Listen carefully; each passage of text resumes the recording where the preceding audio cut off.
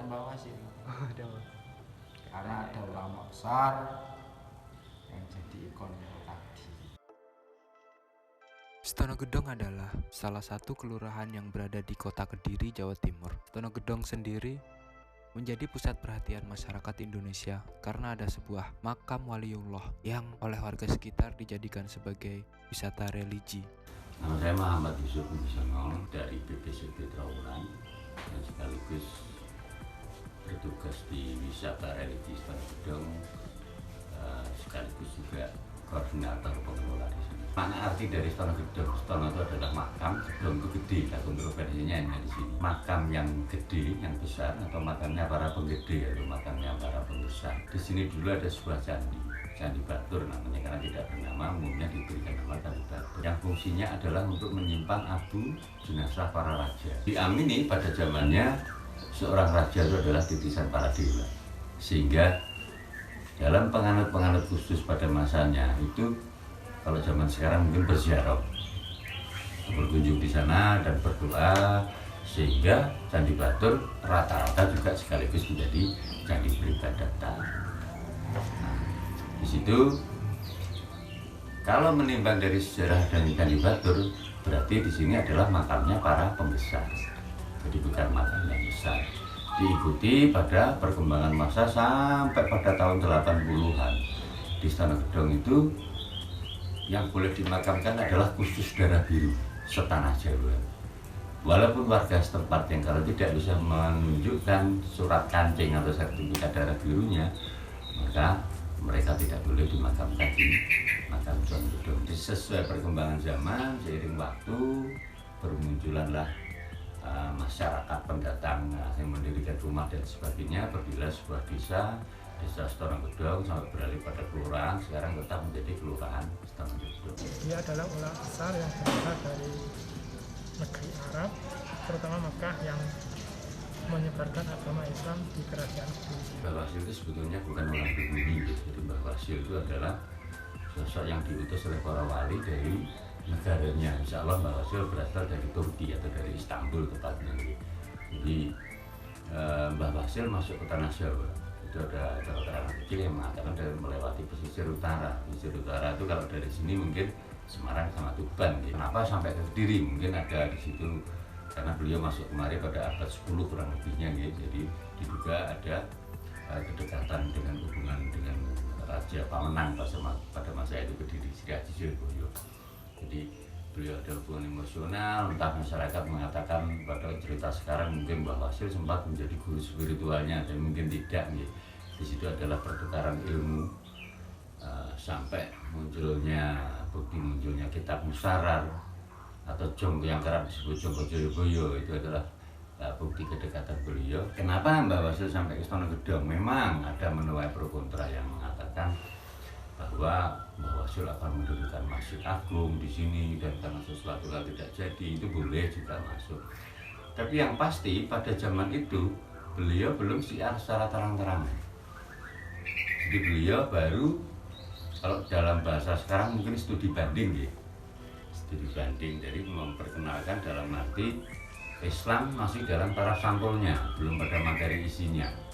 Jadi mungkin cara penyampaiannya mungkin neng agamaku gak oleh, agamamu tambah Islam. Nah disitulah makanya muncul nama-nama di situ. Jadi Mbah Wasil itu mempunyai nama asli Sayyid Sulaiman Samsuddin.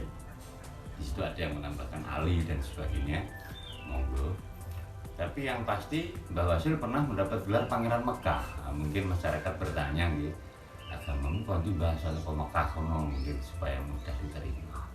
Dan akhirnya beliau juga mendapat gelar Mbah Wasil itu karena beliau ahli berwasilah, bertutur sapa dan berkata-kata bijak, makanya beliau mendapat juga gelar Mbah Wasil.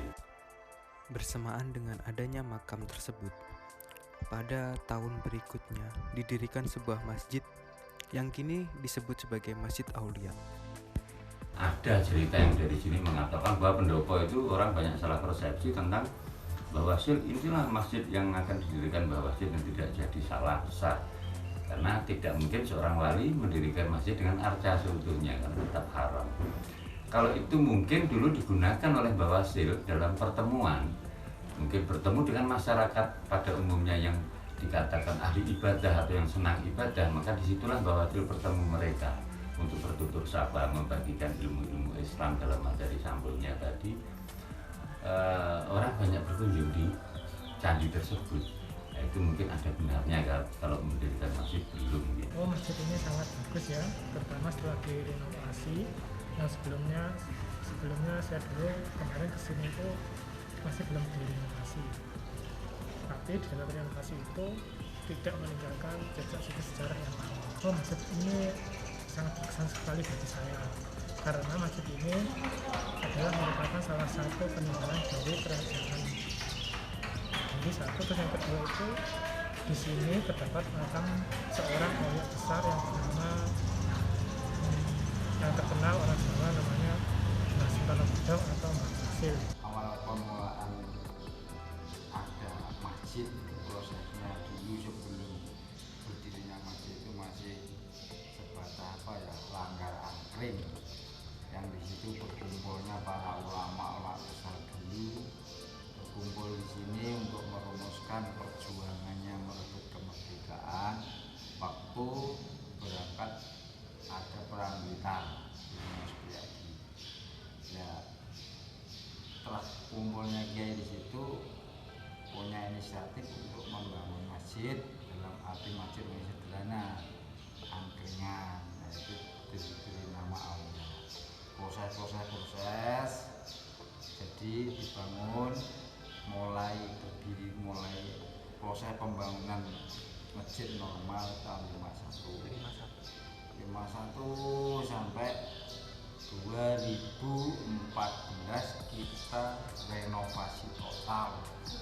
Jadi bangunan lama sudah ada. Jadi masjid ini baru kita mulai renovasi tahun 2014 tanggal 3 Maret. Dan masjid kita yang terlihat megah sekarang itu adalah dulu awalnya adalah gubuk kecil. Gubuk kecil kalau zaman sekarang mungkin untuk isoma, istirahat, sholat, makan dari peziarah yang ada di sini, karena di sini adalah makam khusus darah biru.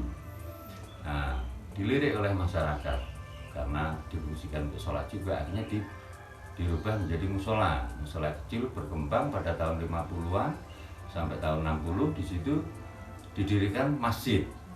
60 ke atas baru ada susunan ketakmiran sampai sekarang. Selama Masjid Aulia berdiri, masjid ini dapat memberikan dampak bagi masyarakat sekitar, baik dampak ekonomi, pendidikan, sosial, budaya, ataupun yang lainnya.